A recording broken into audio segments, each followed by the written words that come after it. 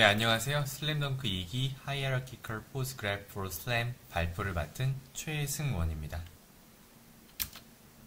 본 발표 자료는 다음과 같은 자료와 해당 유튜브 강의를 참고하고 있습니다. 먼저 저번 세미나 때 발표드린 그래프 슬램을 간단하게 요약하자면 슬램 문제를 모델링하기 위해서 확률 그래프 모델을 사용한 것이 그래프 슬램이고요. 포즈 그래프 슬램에서는 그래프 상의 노드는 포즈로, 포즈와 포즈 간의 어떤 컨스트레인트는 엣지로 표현이 되게 됩니다. 이 컨스트레인트는 두 포즈 간 어떤 측정의 불확실성을 내포하고 있고요. 또 그래프 슬램은 크게 이제 프론트 엔드와 백 엔드로 구성이 되는데, 프론트 엔드에서는 보통 센서 데이터를 이용해서 그래프를 만들고, 백 엔드에서는 이렇게 형성된 그래프를 매트릭스 형태로 매핑을 해서 트랜스포메이션이 이제 논리니어이기 때문에 논리니어 리스트 스퀘어를 푸는데, 각 스텝마다 리니어라이즈를 통해서 어떤 각 스텝마다 포즈가 아닌 델타 포즈를 구하고 전체 포즈를 업데이트하는 방식으로 최적화가 이루어집니다. 또 로봇이 오랜 시간 이후 방문했던 곳을 다시 방문하게 되면은 룹 클로저 팩터를 형성해서 전체적으로 포즈를 업데이트하게 됩니다. 이런 식으로 프론트엔드와 어떤 백엔드의 인터플레이를 통해 실시간 위치를 갱신하는 것을 그래프 슬램이라고 합니다. 백엔드에서 그래프 옵티마이제이션을 할 때 시간이 지날수록 어떤 로봇의 포즈들이 쌓여가기 때문에, 즉 그래프의 이제 크기가 커지게 됩니다. 이렇게 되면 최적화 시의 연산량이 늘어나게 되고 매트릭스가 커지니까요.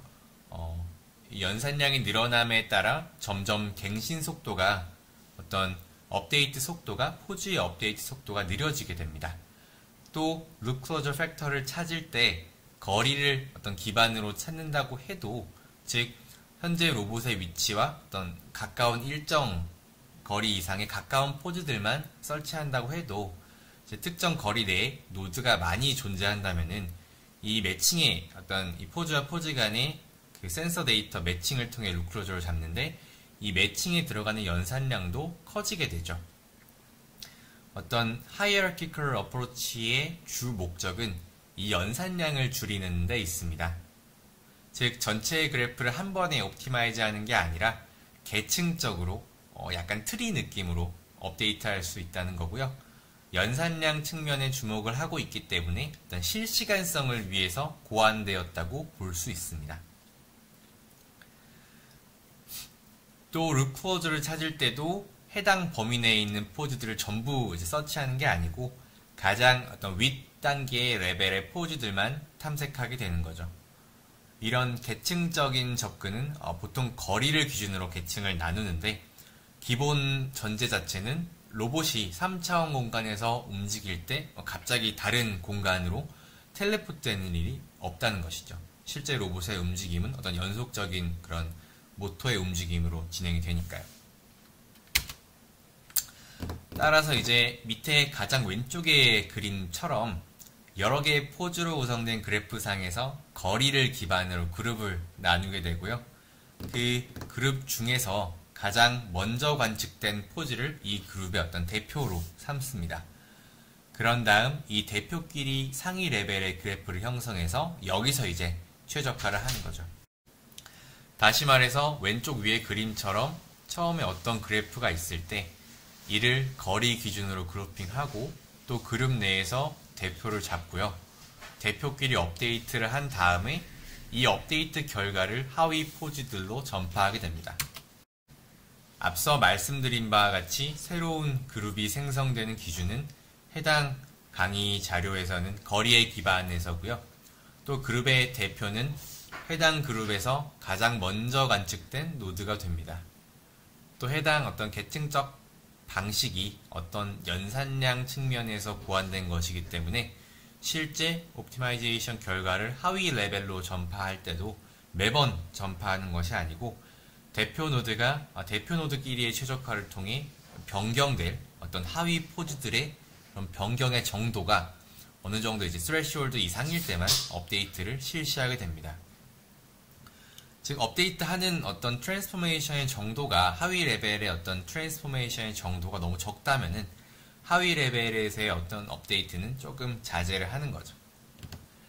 예를 들어 여기에서는 가장 왼쪽 그림에서 중간 그림으로 업데이트가 됐을 때 하위 레벨까지 어떤 전파가 될 때 변동이 어느 정도 큰 녀석만 전파가 되는 것을 보여주고 있습니다.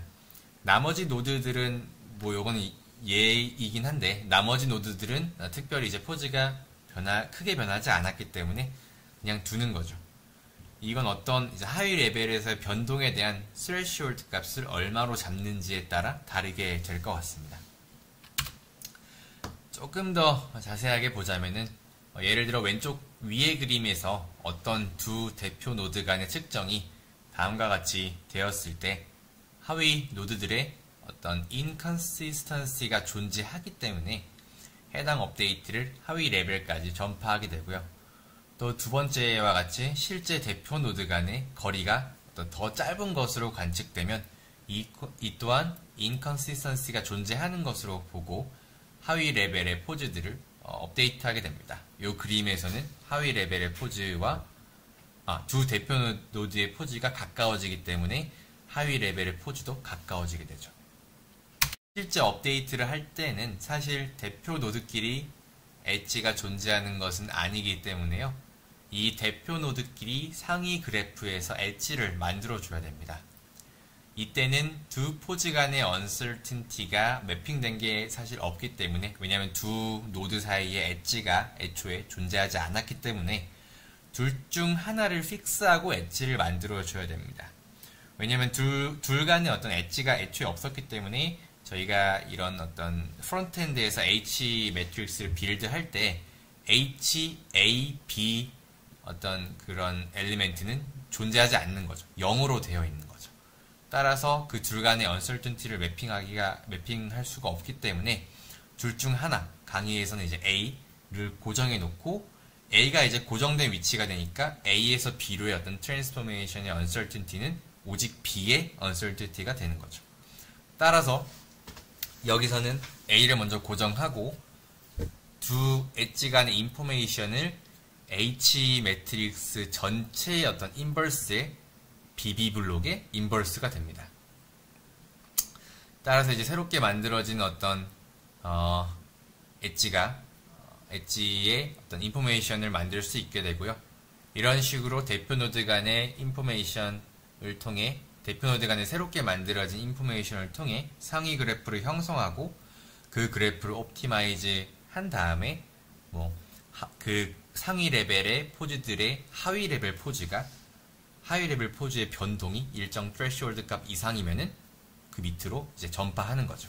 전파해서 리지드 트랜스포메이션을 통해서 하위 노드들까지 업데이트가 되는 거죠.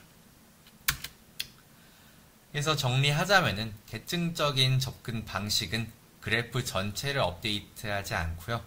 일부 상위 레벨의 업데이트를 통한 전파로서 전체 그래프가 업데이트됩니다. 이때 하위 레벨로의 업데이트는 독립적으로 수행이 되기 때문에, 즉 이제 그룹 내에서의 업데이트는 각 그룹 내에서의 업데이트는 독립으로 보기 때문에 이 그룹 간의 업데이트를 병렬적으로 또 처리할 수가 있죠. 그렇게 처리한다면은 연산 시간 측면에서 이득을 볼 수 있습니다.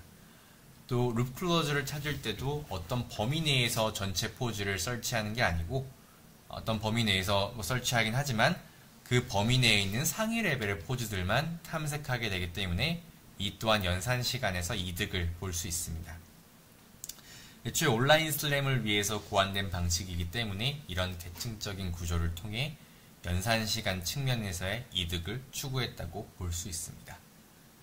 마지막으로 이런 최상위 레벨에서 업데이트된 어떤 포즈들을 업데이트하고 이 업데이트 결과를 하위 레벨로 전파해서 전체적으로 트리 구조로 하이어라키컬하게 업데이트하게 되는데, 이 업데이트 할 때도 어떤 threshold 값 이상의 어떤 변동만 업데이트하게 되기 때문에 여기서도 이제 연산 시간 측면에 이득을 추구했다고 볼 수 있죠.